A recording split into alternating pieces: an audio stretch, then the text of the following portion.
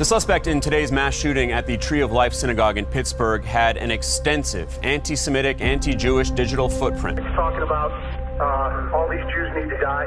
On the last day of Passover, bloodshed in the middle of Shabbat services. We believe that the suspects held views that reflected hatred of the Jewish people. Violent attacks against Jews are on the rise.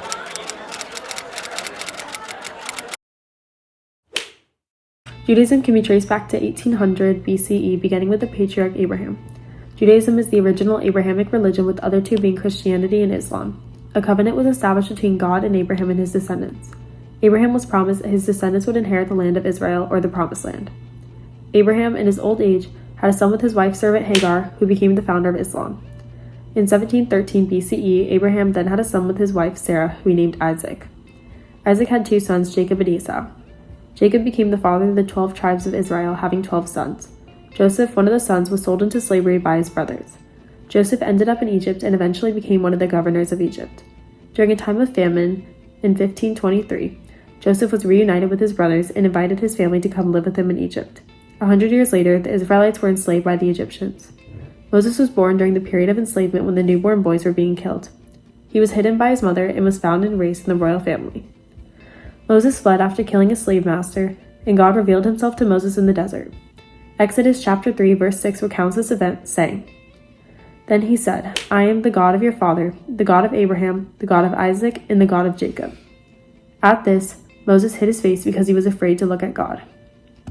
Moses returned to Egypt and freed the Israelites from slavery. The Torah was given to Moses at Mount Sinai, and the Israelites then spent 40 years wandering in the desert before reaching the Promised Land, the land of Israel. The Ark of the Covenant was set in the city of Shiloh, where it remained for 300 years until the nation declined in spirituality, and the Ark was captured by the Philistines. At this point, the Israelites asked God to appoint them a king. Saul was appointed king, but after disobeying God, David became king. David was succeeded by Solomon. After his reign, the nation split into two, with Israel in the north and Judah in the south. When the region was integrated into the Assyrian Empire, Israel rebelled and was destroyed, with the people fleeing into Judah in 722 BCE. A little over 100 years later, the Babylonians conquered and exiled the people in Judah, destroying their temple. The Persians eventually invaded Babylonia and allowed the Jews to return to Judah.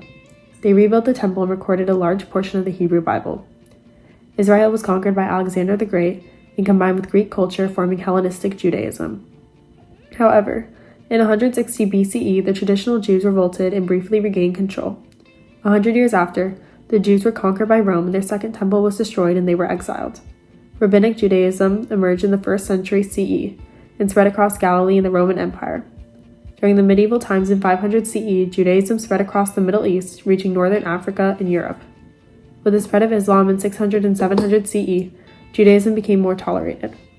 During this time period was the Jewish Golden Age of culture. The period from 1100 to 1600 involved expulsion of the Jews from many areas across Europe. In the 1300s, the Jews were blamed for the Black Plague and were massacred. By the 17th century, half of the Jewish population lived in the Polish-Lithuanian Commonwealth, until the Russian Empire took over, leading Jews to emigrate into the US and Western Europe. This period in the 1800s saw the push for Jewish rights and emancipation, leading us to modern-day Judaism. Jesus of Nazareth was a Jewish prophet who preached the reign of the God of Israel on earth. The prophets believed that God would intervene to restore Israel in the final days and would raise up a Messiah, a descendant of King David, to lead the movement. After a final battle and the defeat of other nations, a resurrection would take place, followed by the final judgment. After the death of Jesus, his disciples began to spread his message and continue his teaching in Jerusalem. It was at this time that a new idea was created, that the belief in Jesus Christ would result in resurrection and a peaceful eternity in the afterlife. Antisemitism can be simply described as prejudice against Jewish people or the Jewish community as a whole. Anti-Semitic incidents are rising by the year, ranging from verbal comments to violent attacks. Anti-Semitism can be seen all around us and is fueled by ignorance and stereotyping. Many harmful Jewish stereotypes have persisted throughout history.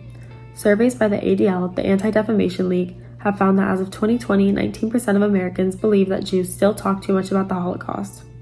11% of American adults, which in context is about 28 million people, agree with 6 or more common Jewish stereotypes. The stereotype that Jewish Americans are disloyal to America is widely accepted, with 24% of Americans agreeing that Jewish Americans are more loyal to Israel than America. 15% of Americans believe that Jews have too much power in the business world, and 10% of Americans agree with the statement that Jews are willing to use so-called shady practices in order to get what they want. One of the first stereotypes about Jews, that they killed Jesus Christ, is still believed by 27% of Americans. This stereotype often results with Jews being portrayed as the devil or with demonic aspects. According to the ADL, 14% say that the Jewish state sometimes behaves as badly as the Nazis, and 16% agreed with the statement that Israel's record on human rights is worse than that of most other countries. Many Jewish physical stereotypes exist, with the most common being a large hook nose and curly hair. It has been found that Disney villains are often portrayed with Jewish stereotypes. For example, Mother Gothel has stereotypical Jewish features while also exemplifying the stereotype of a Jewish mother, overbearing and manipulative. Maleficent and Ursula possess a stereotypical Jewish nose, and Hades, in the Disney movie, uses Yiddish phrases throughout. One of the largest Jewish stereotypes is that of the Jewish American princess. This stereotype portrays Jewish women as spoiled brats. An example of this stereotype can be seen in the character Rachel Green from Friends. Many of these stereotypes have origins that are thousands of years old, yet they still persist in modern times. Antisemitism, sometimes called the longest hatred, has persisted in many forms for over 2,000 years and continues to be prevalent in today's society. In 1819, inhabitants of the German lands attacked Jews in response to Jews' efforts to obtain civil rights. The name of the riots derived from the anti-Jewish slogan used at the time, Hep Hep. In 1850, the German composer Richard Wagner published The Jews in Music, in which he vilifies Jewish composers and Jews in general for their supposed lack of German soul.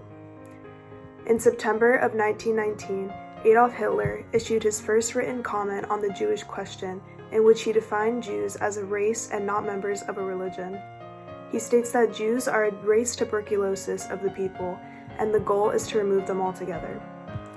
In the 1920s, Henry Ford's weekly newspaper, the Dearborn Independent, he launched a campaign against what he termed the International Jew, which he accused of everything from threatening the capitalist system to undermining the moral values of the nation, and finally he even held them responsible for World War I. In 1933, the Reichstag in Berlin was set on fire and the Nazis claimed a communist revolution was approaching. At the same time, the SS established the first concentration camp outside of the town Dachau in Germany. Further accounts of anti-Semitism at the rise of Hitler in 1933 include the burning of books written by Jews and Jews being excluded and denied from employment and membership. It was at this time that the media began to amplify Nazi propaganda. In 1934, at the Nazi Party rally in Nuremberg, Germany, they adopt two laws, the Reich Citizenship Law and the Law for Protection of German Blood and Honor, which officially classifies Jews as non-citizens. In 1936 to 1937, key Nazi leaders are put in place and additional concentration camps are built. In 1938, Munich's main synagogue was demolished on Adolf Hitler's orders. All German passports held by Jews are invalidated, and it was required that Jews surrender their old passports. These passports are to be marked with a J, indicating their Jewish participation. Nearly 17,000 Jews were expelled from Germany to Poland. Also in 1938, the Night of Broken Glass riots occurred in Germany and Austria. 91 Jews were killed, and more than 10% of Germany's remaining Jews were arrested and sent to concentration camps. The Nazis set fire to 191 synagogues and broke into and looted thousands of homes and shops.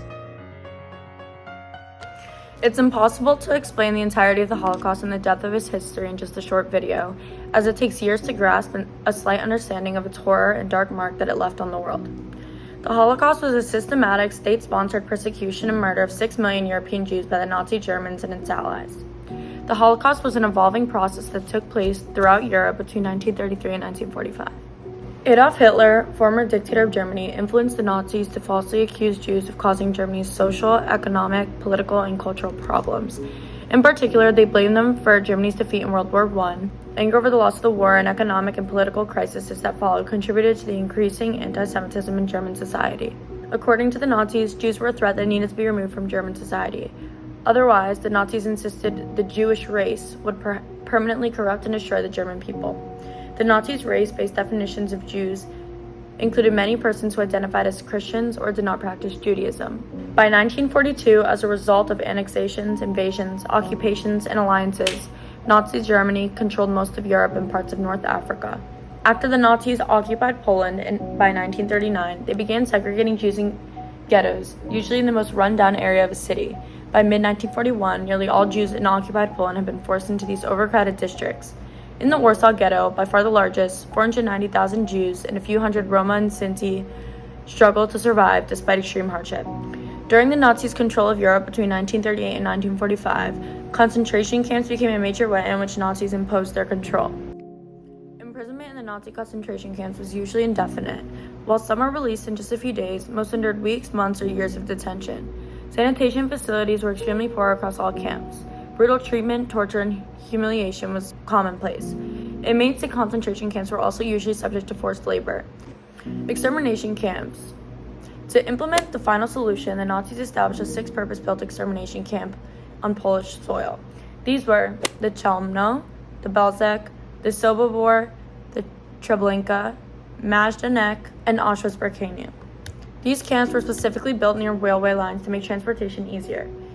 Instead of vans, stationary gas chambers, labeled as showers, were built to murder with carbon monoxide poisoning created using diesel engines.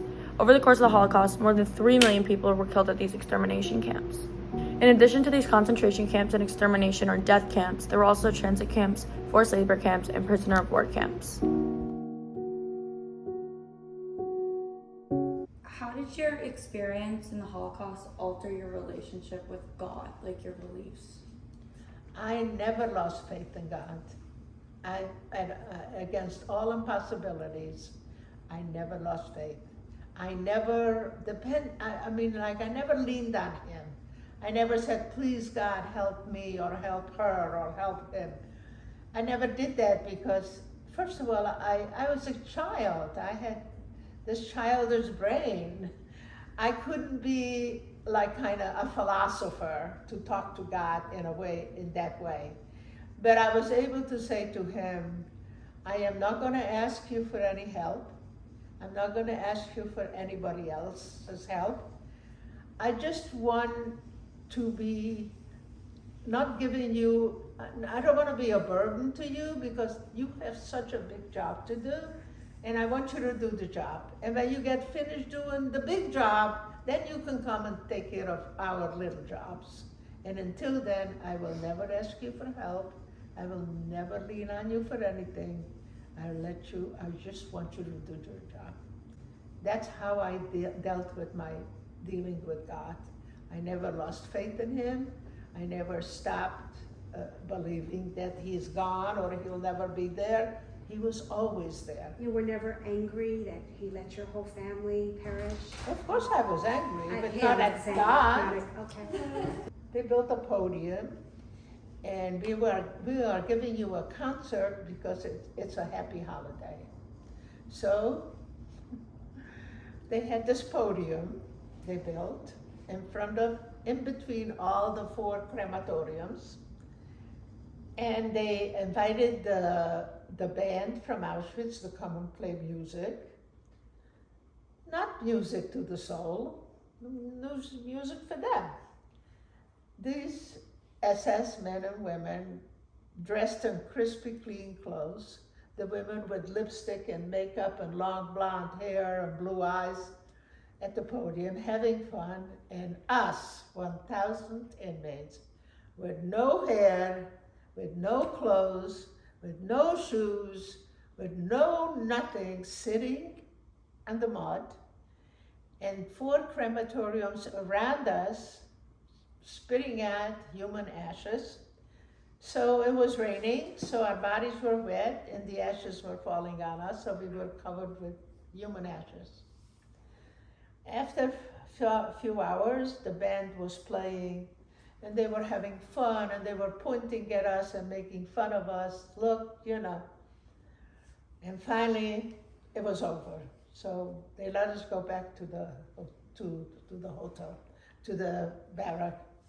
And on the way back, that's when the first time I asked God, please, I don't want to do this anymore. Take me now. And I fell in the mud, and I literally couldn't get up. I said, oh my God, thank you, God, for that. I figured this is it. This is the end.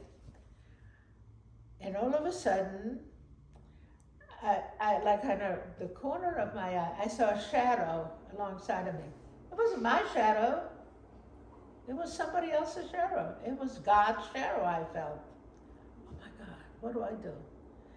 Well, I felt this, after I took my eye away from the shadow, I didn't want to look. I felt this strength coming over me, and I literally got up from this mud. I couldn't get up before. And I looked down and I says, I will never, ever get down this low.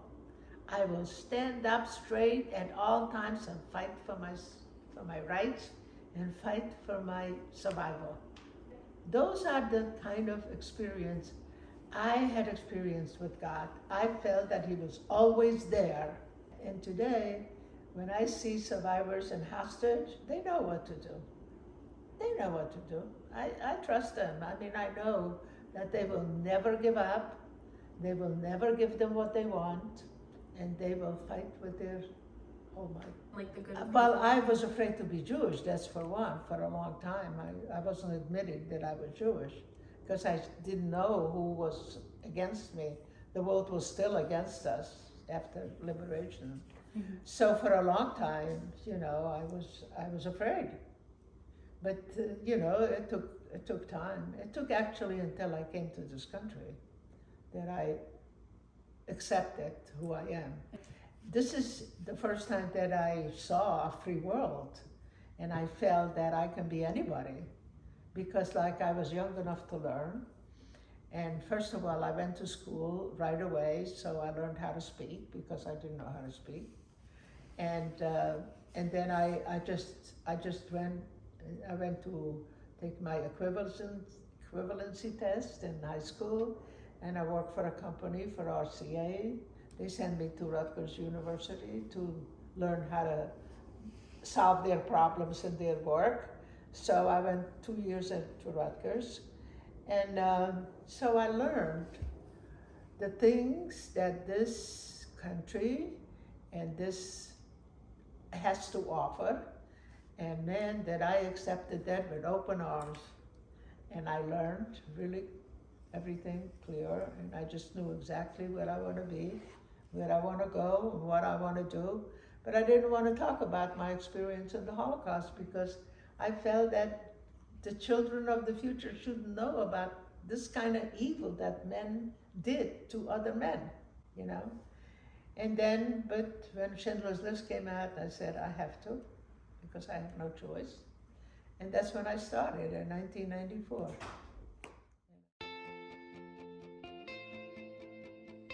It is important that we remember the Holocaust and the terrible loss of the Jewish population. International Holocaust Remembrance Day is a great way for our communities to learn more about our past and take action to create a safer future. Holocaust Remembrance Day occurs on January 27th, marking the date of liberation from the Auschwitz concentration camp.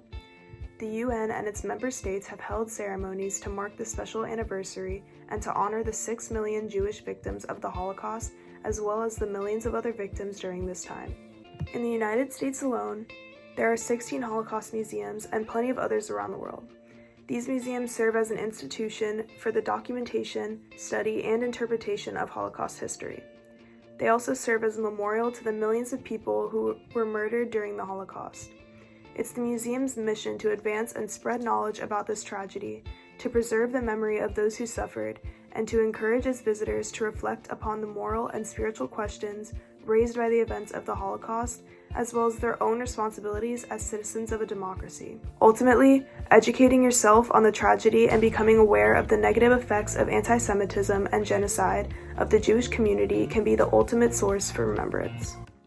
Anti-Semitic incidents in the U.S. reached a high last year with a total of 3,697 incidents of assault, harassment, and vandalism, which was tracked by the ADL's audit of anti-Semitic incidents. New York is the state with the highest number of reported incidents, with 580. California follows with 518, New Jersey with 408, Florida with 269, and Texas with 211. This represents the largest number of incidents against Jews in the U.S., recorded by the ADL since 1979, and in light of recent events, these numbers have continued to rise. On October 7th, over 1,200 people were killed in Israel. Since the October 7th event, Jewish people have been targeted by both the Hamas as well as other anti-Semitic organizations. Since October 7th, the following has occurred: 200 reported anti-Semitic events in Argentina, a 591% increase in anti-Semitic incidents in Australia, a 300% increase in anti-Semitic events in Austria with a total of 76 incidents, 476 anti-Semitic events in Brazil, which is a 961% increase from the previous year, 1,518 anti-Semitic incidents, and over 600 related arrests in France, 994 anti-Semitic incidents in Germany, an 818% increase, 41 anti-Semitic incidents in South Africa, and there have been 1,563 anti-Semitic incidents across the UK. A Google search of anti-Semitic events will bring up multiple pages of news articles of anti-Semitic events just within the last 24 hours. With the current rate of anti-Semitic events, 2023 is expected to have the largest number of recorded incidents in the US. Okay, so can you share personal experiences or insights that highlight the impact of anti-Semitism on individuals as well as the Jewish community? Usually they shout something, all right? The only way that I find anti-Semitism today is with my interaction in social media. I use Twitter or X today a lot, and I receive a lot of anti-Semitic comments. What are you going to do? Haters are gonna hate. There's people with very ignorant, or with a lot of hate in their hearts, or with a combination of pain that they transform it in hating some specific group.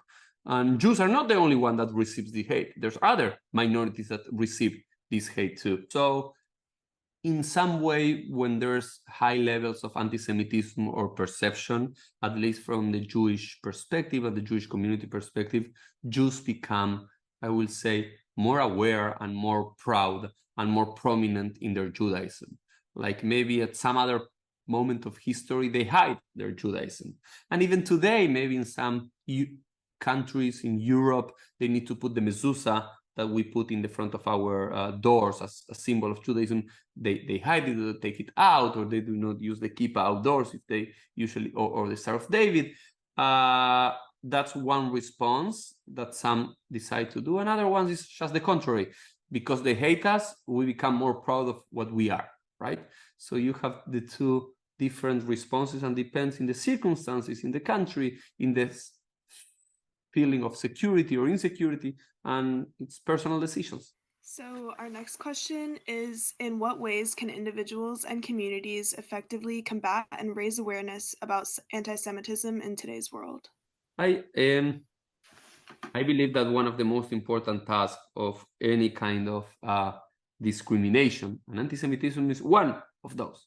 You have also discrimination against women, or against LGBTQ, or against African Americans, or against Asians, or against Latins. I happen to be Latin too, or against Muslims, or against any minority in different parts. So I think that the most important lessons for the Jewish people, and in general, and if you are combating one type of discrimination, you need to combat all types of discrimination. And if you want the support of non-Jews when the Jewish community is being discriminated in anti-Semitic attacks, and you want their support of other minorities, you need to be there for them when there's discrimination for them. And the second one is, for me, Kendall, is to evaluate the different types of racism, discrimination, or racism is a word or not? I'm just inventing a word. Racism is a word? That's a word. Okay. Sometimes I invent words. Every kind of discrimination, or most of it, could be from two sources: ignorance or hate. real hate. Real hate is very heavy and very complicated to deal with. It takes a lot of work, a lot of effort, a life. So that, I think we will have to live knowing that we need to diminish it, put some kind of quiet those noises or something, or not amplifying those voices in social media, not retweeting, not sharing, just make us, they do not exist. Because if you go out and you debate with people with hate, it's impossible. It's just impossible to. And then you have the ignorance. You cannot treat them as ignorant, because if something that everybody hates is when they think you're ignorant and you are teaching them. Yes, oh, I know better than you. I'm going to teach you. You're going to be in the defensive side. But in some way, when there's people that have some kind of prejudice, okay, let's put an example of antisemitism. All Jews have money. That's simply not true. And maybe just talk to that person and say, you know what? No, there's some Jews that are rich. There's some Jews that are middle class. There are some Jews that are poor. Go to Israel. Go to Israel. You will see Jews that are multimillionaire and Jews that are in the street. So with ignorance, that they just repeat things, but they don't have hate inside. They just repeat things about other minorities that they don't know. Talking to them one by one, not confronting them, I think there's a way. Violent attacks against Jews are on the rise. Anti-Semitism can be simply described as prejudice against Jewish people or the Jewish community as a whole. Anti-Semitic incidents are rising by the year, ranging from verbal comments to violent attacks. Anti-Semitism can be seen all around us and is fueled by ignorance and stereotyping.